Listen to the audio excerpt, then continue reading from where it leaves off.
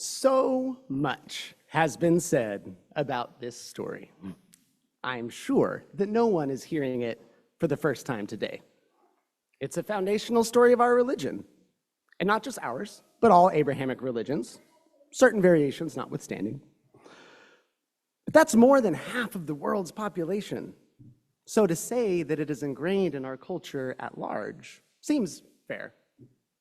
Again, I tell you, so much has been said about this story. But let's take a very quick account of some of the interpretations we inherit.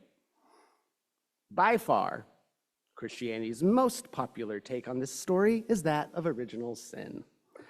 This theology developed around the 4th century, largely by a guy named Augustine of Hippo, who was writing in North Africa. It's the one, you know it. It sees Adam and Eve's disobedience of God's instruction to not eat the fruit as the first sin of humankind. The fall, we call it. And then that sinful nature is passed down hereditarily to all humans.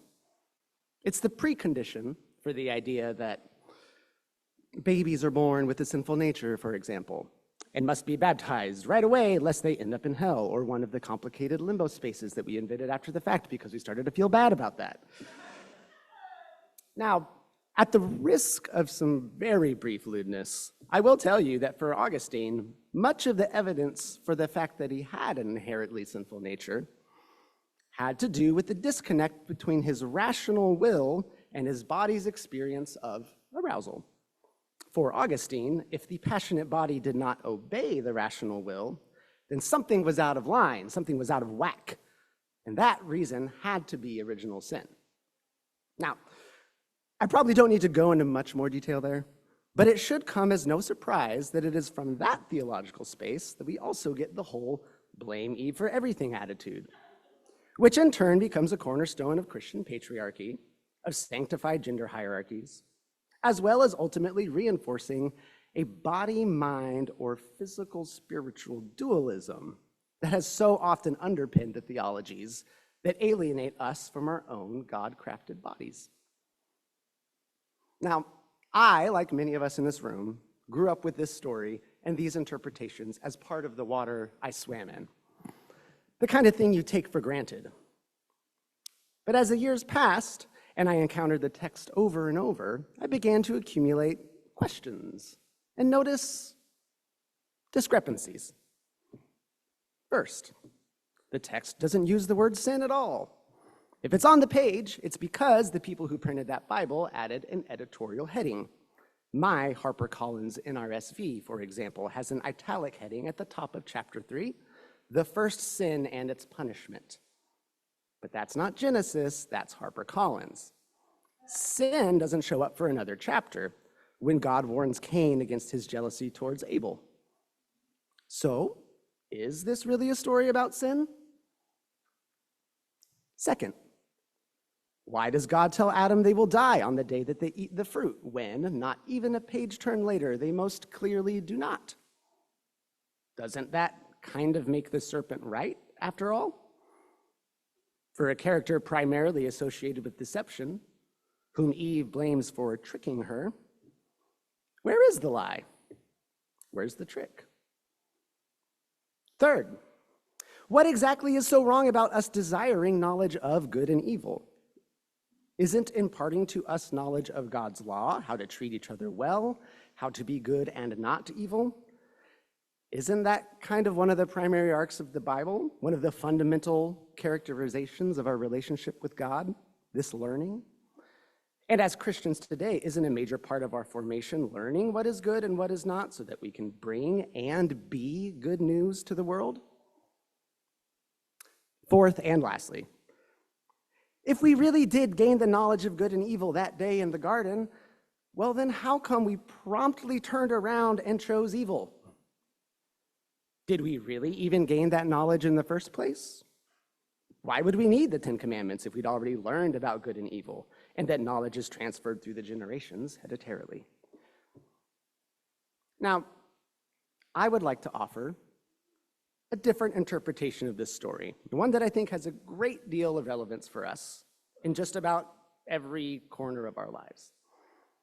What if this is a story about the temptation of binary knowledge? What if this foundational tale is explaining to us the allure of the power that comes from splitting creation in two? And perhaps not just the allure and temptation, but the very real danger that comes with it. So let's go back to the text, right? Everybody agrees about what the tree is. God and the serpent use the same terminology. That is, the tree of knowledge of good and evil. What is different about them, though, is that the serpent elaborates a little bit further. He says, the fruit will open your eyes and, even more alluringly, will make you like God. Perhaps this is the trick. But God and serpent agree as to the nature of the tree. So we eat the fruit. What of its effects, though? God describes an effect, you shall die, that doesn't seem to take place at all. The serpent, too, describes an effect, you will become like God. That doesn't exactly come to pass either. So what happens instead? Well, we promptly invent shame. And not just shame because of something we've done, but shame for who we are. Now, I trimmed some verses from the reading today, mostly because it didn't seem fair to make Ruby read the whole dang book. But it's worth mentioning that in those verses, between God's prohibition of the tree and the serpent's arrival, that's where we get the whole Eve comes from a rib part.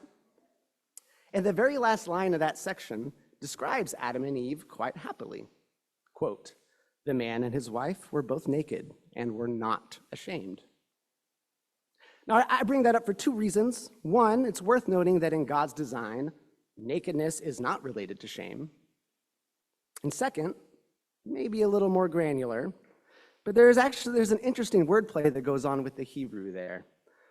The word translated here as ashamed is arumim, and one line later, when the serpent is introduced as crafty, that Hebrew is arum. Now, it can be risky to build big arguments around small linguistic moves, but this does feel intentional.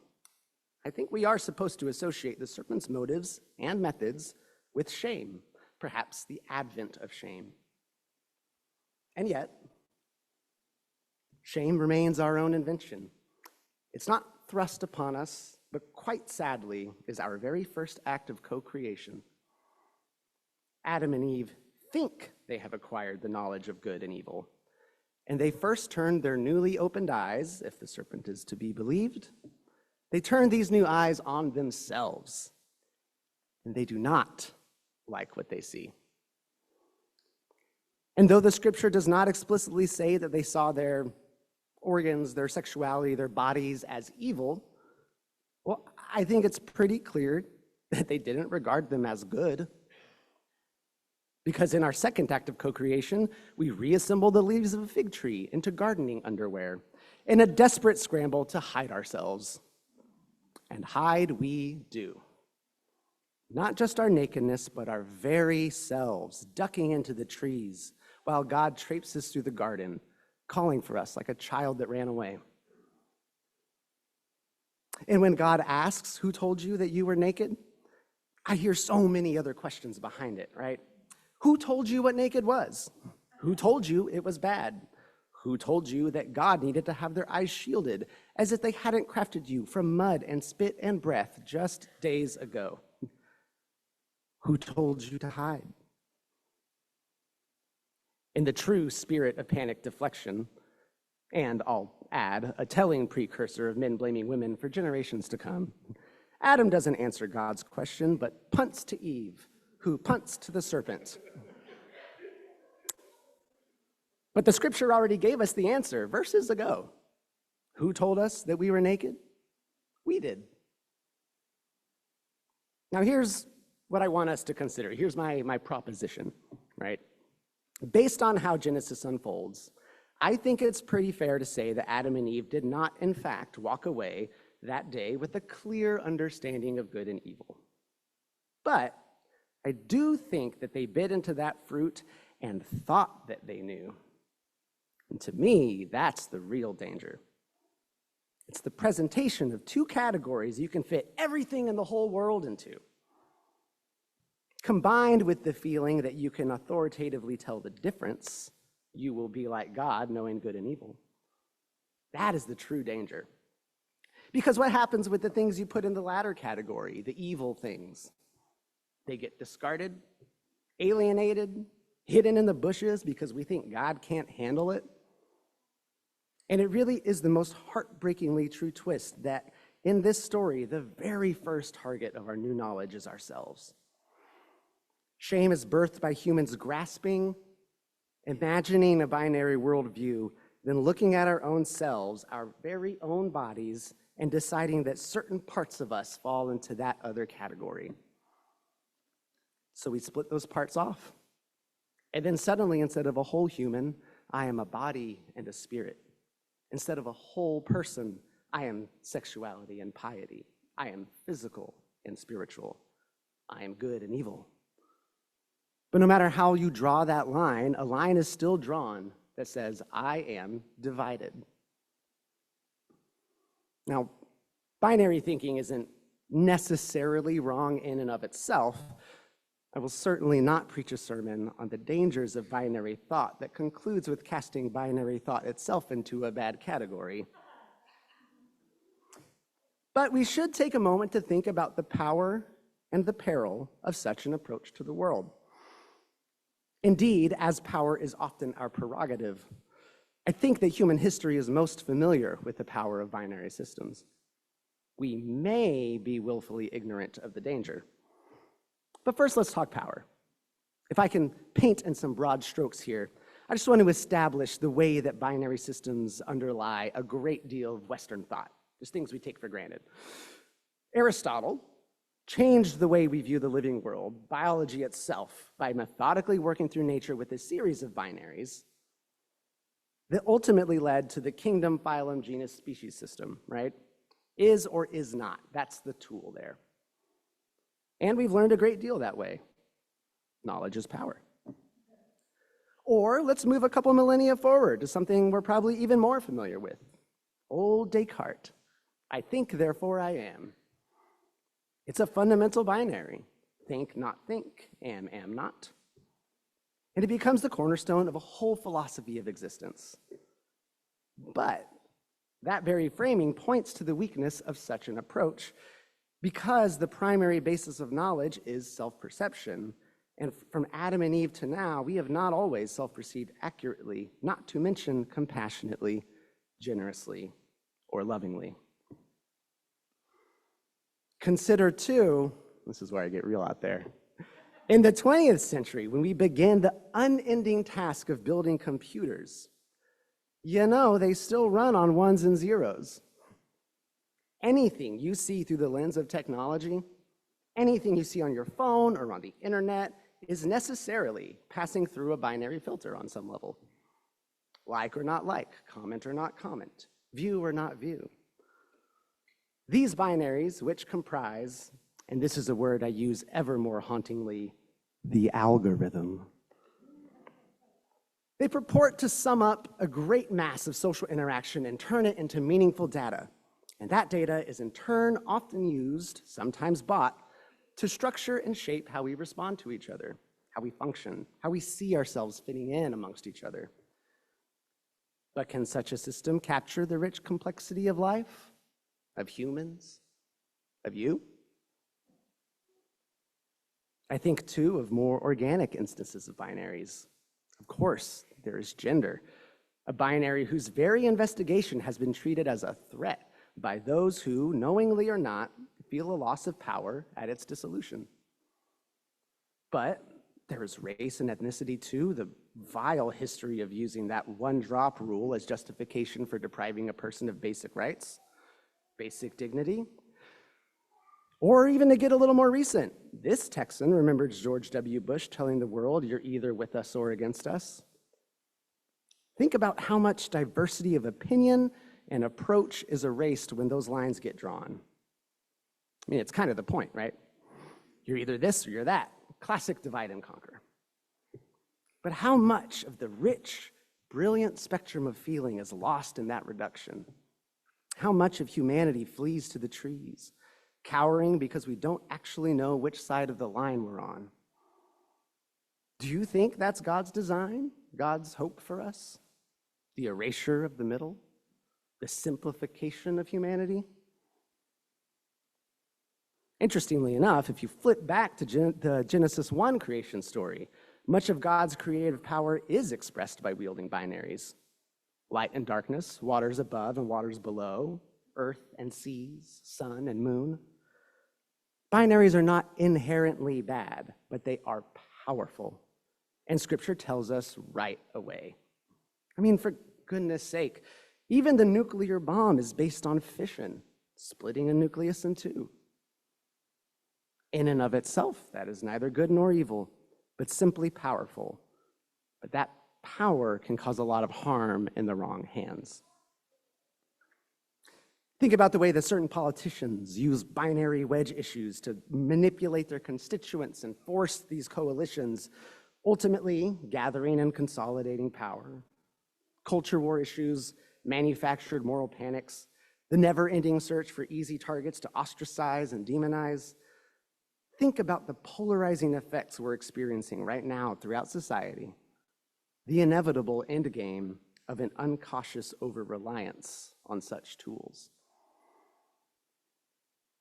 And that's how I've come to see this scene in the garden. Adam and Eve picked up a tool they didn't know how to use, and they ended up hurting themselves. They played with the bandsaw and nicked a finger. They borrowed the car without asking and got into an accident. Maybe that's why they don't die after all. Maybe God pitied them, striking that balanced pose that so many parents must, where your kid is definitely getting grounded, but I am so glad they're okay. I'm so glad they're home. The thing is, binaries are a useful tool. They're just not the right tool. Binaries are a useful tool. They're just not the right tool for everything. They're not the right tool for understanding people, understanding ourselves. And because morals and ethics are always concerned with how we treat each other, we should be especially cautious about moral binaries. Good and evil, sinner and saint, in and out, us and them. Now, it may be enough to hang up a caution sign in our tool shed of worldviews, but there's actually a little bit of an epilogue to this. Here we are, 1 week after Easter, 1 week after resurrection, 1 week after one of the most fundamental binaries we know gets turned on its head, transformed and transcended in a way that only God can do. What does the binary of life and death mean in the light of a risen Christ? When Thomas the twin can touch both the mortal wounds of his rabbi Jesus and hear his voice, see his friend standing there in the room with him? Remember, too, how the Gospel of Matthew describes the temple curtain being torn in two. This curtain served to block off the holiest place in the temple where the divine dwelt. Another binary, another separation transcended. And there is so much more than we have time to discuss right now. But I encourage you in this Easter season and in the ordinary time to come after, look at Jesus' life, his stories, his parables. Look at the way religious leadership tries to rhetorically trap him by presenting what they think are these binary situations. Should we or should we not pay taxes? What's the one commandment that rules over them all? Even Jesus' teaching that the first shall be last and the last shall be first takes an established binary, turns it around and trivializes it, transcends it. This is the way Jesus calls us to, the way Jesus is. A third path, an unforeseen option, a radical approach that eschews the power of binary thought and invites us to something greater, something holier. I wonder, what binaries do you find yourself trapped in today? What binaries have been put on you? What binaries have you put on yourself? And what shades of gray and blue and green and gold and every color that makes up a whole person, which of those subtle tones have been swept aside, cast in black and white? What would it feel like to break free? The Apostle Paul, writing to the church in Rome many years later, described Jesus as a new Adam, a last Adam, saying that, quote, just as through the disobedience of the one man the many were made sinners, so also through the obedience of the one man the many will be made righteous. Now, I may disagree with Paul about obedience being the central issue here, but on this we do agree. In Easter, all of us are resurrected. Creation begins again. Christ breaks the binaries that bind us, that keep us from each other, that keep us from God. He is the shepherd who brings back the lost sheep, the one we split off, the parts of ourselves that we've split off, making the flock whole again, making each of us whole again. It's an invitation to walk a new path, an invitation to become truly free.